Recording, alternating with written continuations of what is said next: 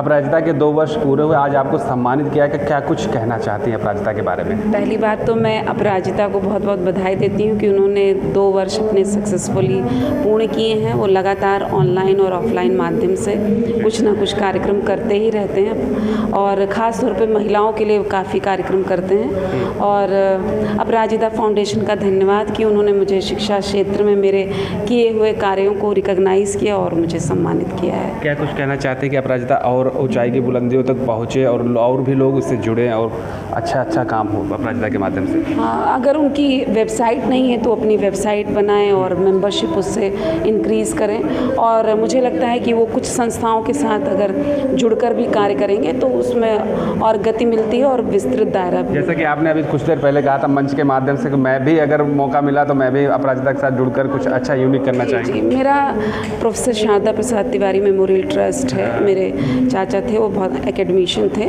तो उनकी असामयिक मृत्यु हो गई थी, तो उनकी याद में मैंने ये ट्रस्ट बनाया था। और हम इससे अलग हटके है, थोड़ा एकेडमिक कार्य ज़्यादा करते हैं। पर अभी हमने खेलो कुंभ का आयोजन किया 2 संस्थाओं के साथ मिलकर, काव्योम और उत्कृष्ट भारत सेवा संस्थान। तो मुझे वही मैंने ऑफ़र किया कि हम आगे इस तरीके का कार्य कुछ ना कुछ कर सकते हैं, कोई एक्टिविटी, क्योंकि मैं जैसे प्राचार्य हूँ तो कभी कभी हमारे पास समय का अभाव होता है, तो हम चीज़ों पर ध्यान नवयुग महाविद्यालय में आप स्त्रियों को लेकर कुछ बच्चियाँ होंगी, उनको किस तरीके से गाइडलाइन करती हैं कि कुछ बेहतर हो, यूनिक? मैं छात्राओं को यही कहती हूँ कि कभी कम में कंप्रोमाइज़ ना करो।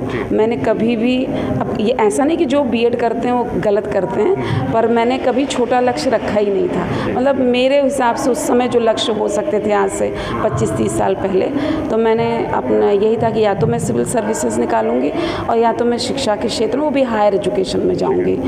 तो वैसे तो सभी छोटे बच्चों को पढ़ाना और दुष्कर कार्य होता है, पर हमेशा इस तरीके का कोई भी लक्ष्य, आप ऊंचा लक्ष्य रखो और उसके लिए निरंतर प्रयास करो और मेहनत से जी नहीं चुराओ।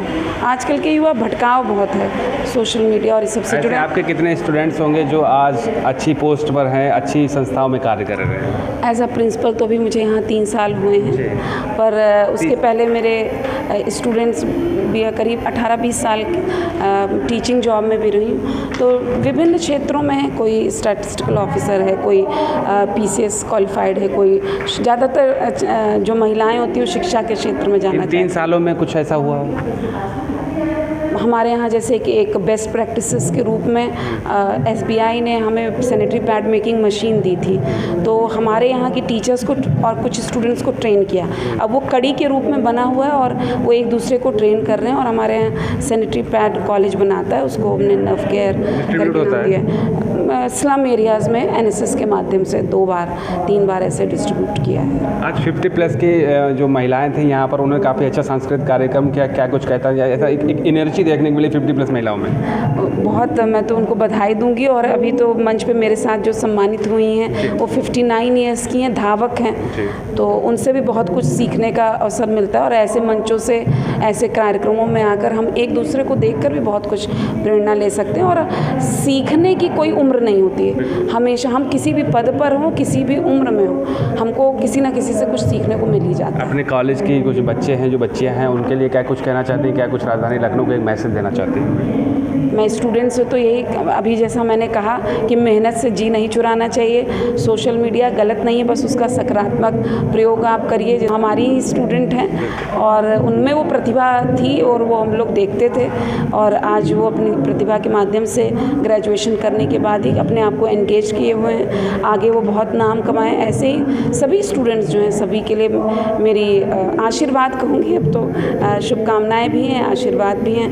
वो खूब आगे ग्रो करें, उनको जो ज़रूरत होगी उसके लिए हम उनके साथ खड़े हैं, पर मेहनत तो उन्हीं को करनी है। ठीक है।